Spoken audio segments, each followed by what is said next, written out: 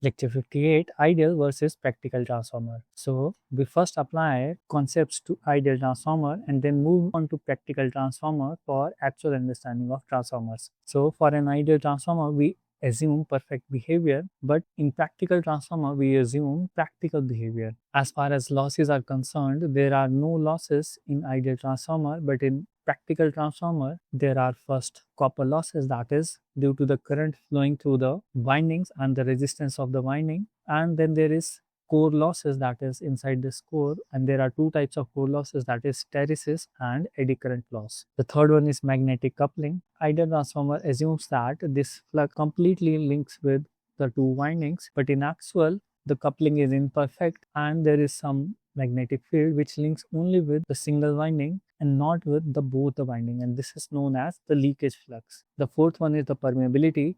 So ideal transformer assumes the infinite permeability. There is no energy or current required to establish the magnetic flux, but in actual some of the energy is utilized in form of magnetizing current to establish this flux. Current behavior: at no load in ideal transformer no current needs to flow, but in actual at no load condition, small amount of current, that is magnetizing, and the loss component current flows through the windings. There is no voltage drop in ideal transformer. That means that the input voltage is equal to the induced voltage in both primary and secondary, but in actual voltage drop is present. Therefore, the terminal voltages and the induced voltages are not same. Efficiency: ideal transformer always considers 100% efficiency. That means that whatever input power we are supplying, we get the same amount of output power, but in actual there are losses in this process and therefore efficiency is less than 100%.